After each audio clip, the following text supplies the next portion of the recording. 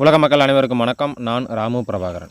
Nifty and bank Nifty வந்து பார்த்திங்கன்னா ஒரு ஆல் டைம் ஹையில் இருக்காங்க. ஸோ அந்த ஆல் டைம் ஹையில் இருக்கும்போது நம்மளுடைய கேபிட்டலும் வந்து பார்த்திங்கன்னா அதாவது இன்வெஸ்ட்மெண்ட்டும் ஆல் டைம் ஹையில் இருக்கணும் அப்படின்னா நம்ம என்ன பண்ணணும் அப்படிங்கிற மாதிரியான ஒரு வீடியோ போட்டிருக்கோம். லிங்க் வந்து ஐ பட்டனில் நான் கொடுத்துருக்கேன். சரி, ஆனால் நிஃப்டியாக இருக்கட்டும் பேங்க் நிஃப்டியாக இருக்கட்டும் ஆல் டைம் ஹையில் இருந்தாலும் சரி இல்லை ஆல் டைம் லோவில் இருந்தாலும் சரி நம்மளுடைய இன்வெஸ்ட்மெண்ட் அதாவது நம்மளுடைய கேபிட்டல் வந்து ஆல் டைம் ஹையில் இருக்கணும். அதாவது நிஃப்டி ஆல் டைம் லோவில் இருந்தாலும் நம்மளுடைய கேபிட்டல் ஆல் டைம் ஹையில் இருக்கணும். ஸோ அதுக்கு நம்ம என்ன பண்ணலாம் அப்படிங்கிற மாதிரியான ஒரு கான்செப்டை நான் உங்களுக்கு அடுத்த பதிவில் நான் பதிவிடுறேன்.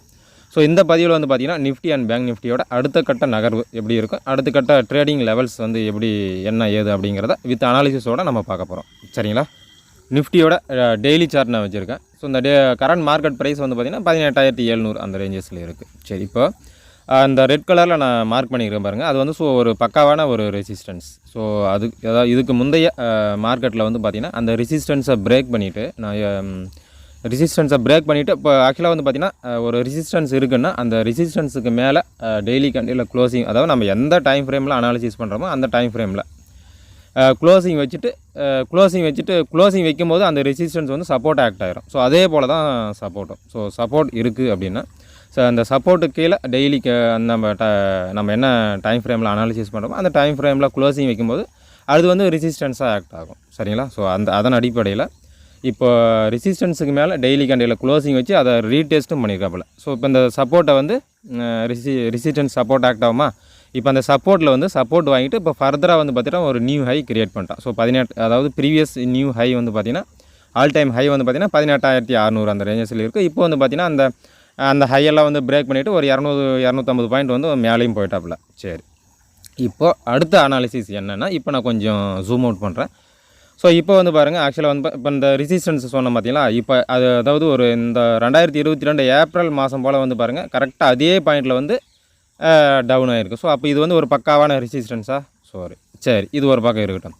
அடுத்து இப்போ 2022 அந்த ஜனவரி ரேஞ்சஸில் பாருங்கள் ஒரு அப்போ தான் வந்து பார்த்திங்கன்னா ஒரு ஆல் டைம் ஹை க்ரியேட் பண்ணாப்புல. ஸோ அதே ஆல் டைம் ஹையில் இப்போ வந்து பார்த்திங்கன்னா இந்த 18,600 இந்த ரேஞ்சஸ்லேயே வந்து பார்த்திங்கன்னா ஒரு 1 வீக் அந்த இடத்துல வந்து பார்த்திங்கன்னா ஒரு சைட்வேஸில் இருந்துட்டு ஃபர்தராக இப்போ வந்து 200-250 பாயிண்ட் மேலே போயிடுச்சு. அப்போ இதுவும் வந்து பார்த்திங்கன்னா ஒரு பக்காவான ரெசிஸ்டன்ஸ்.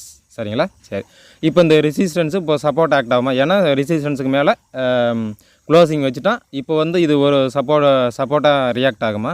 சரி, இப்போ வந்து பார்த்திங்கன்னா நம்ம ஜூம் இன் பண்ணிக்கலாம்.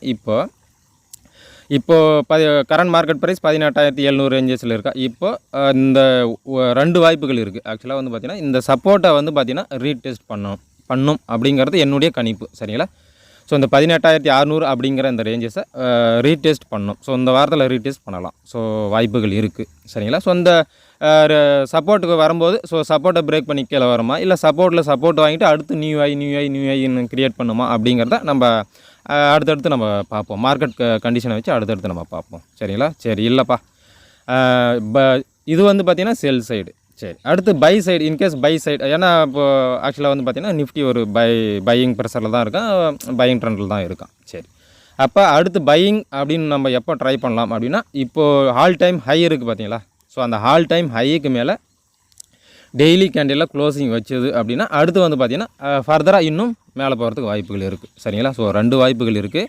ஒன்று சப்போர்ட்டில் வந்துட்டு ரீடெஸ்ட் பண்ணிவிட்டு மேலே போகலாம், அல்லது இப்போ இருக்கிற ரேஞ்சஸில் இருந்து நம்ம மேலே போகிறதுக்கு வாய்ப்புகள் இருக்குது. ஆனால் இந்த நியூ ஹைக்கு ஆல் டைம் ஹைக்கு மேலே டெய்லி கேண்டிலில் க்ளோசிங் வச்சுதுன்னா நம்ம பை சைடு வந்து முயற்சி பண்ணலாம். சரிங்களா? க்ளோசிங் வச்சதுக்கப்புறம் இன்னும் கரெக்டாக சொல்லணும்னா க்ளோசிங் வச்சதுக்கப்புறம் இப்போ ரீசெண்ட் லோ ஒன்று இருக்குமா, அதாவது ஆல் டைம் ஹைக்கு மேலே க்ளோசிங் வச்சுட்டான். அப்போ நம்ம பையிங் போகாமல் ரீசெண்டாக ஒரு லோ இருக்கும் பார்த்தீங்களா, அதாவது ஹையர் லோ, அது வந்து பார்த்திங்கன்னா லோயர் ஹை இருக்குமா. அப்போ இதுக்கு இடைப்பட்ட பாயிண்ட்ஸில் ரீடெஸ்ட் பண்ணும்போது நம்ம ஃபர்தராக வந்து பார்த்திங்கன்னா நம்ம பை சைடு ட்ரை பண்ணலாம். ஸோ இது முதல்ல க்ளோசிங் வைக்கிட்டோம், ஆல் டைம் ஹைக்கு மேலே க்ளோசிங் வைக்கிட்டோம், நம்ம ஃபர்தராக நம்ம வீடியோ போடுவோம். சரிங்களா? சரிங்க மக்களே. ஸோ இது வந்து பார்த்திங்கன்னா நிஃப்டி. ஸோ நிஃப்டியோட ஆல் டைம் ஹைக்கு மேலே க்ளோசிங் வச்சுதுன்னா ஃபர்தராக மேலே போகிறதுக்கு வாய்ப்பு இருக்குது.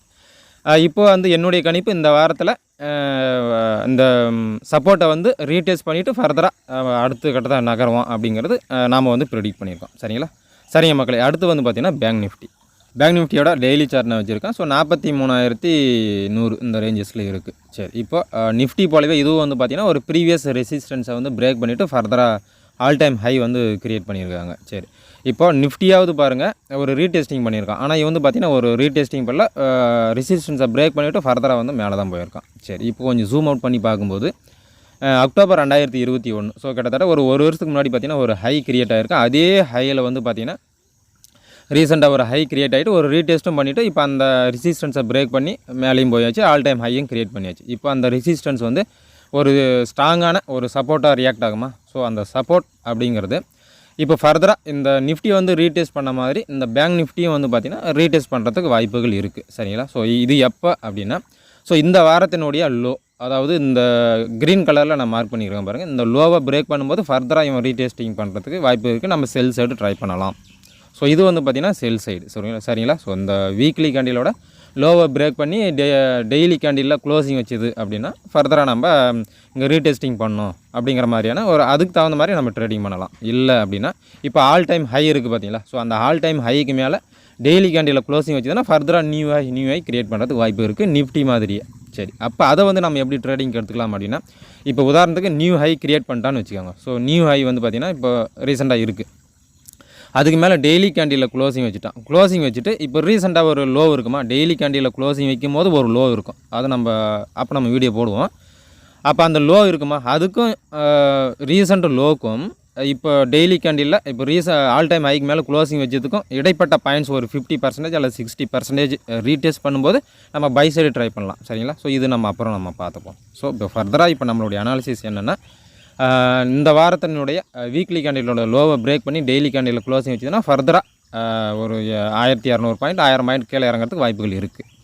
இல்லை அப்படிங்கிற பட்சத்தில் ஆல் டைம் ஹைக்கு மேலே டெய்லி கேண்டிலில் க்ளோசிங் வச்சு ரீடெஸ்டிங் பண்ணும்போது ஃபர்தராக இன்னும் ஆல் டைம் ஹை கிரியேட் பண்ணுறதுக்கு வாய்ப்புகள் இருக்குது. அப்படிங்கிறது தான் நம்மளுடைய நிஃப்டி, இந்த பேங்க் நிஃப்டியோட அனாலிசிஸ். சரிங்களா? இந்த பதிவு அனைவருக்கும் பயனுள்ளதாக இருக்கும் அப்படின்னு நான் நம்புகிறேன். அடுத்த பதிவில் சந்திப்போம். நன்றி, வணக்கம். வளர்க தமிழ்.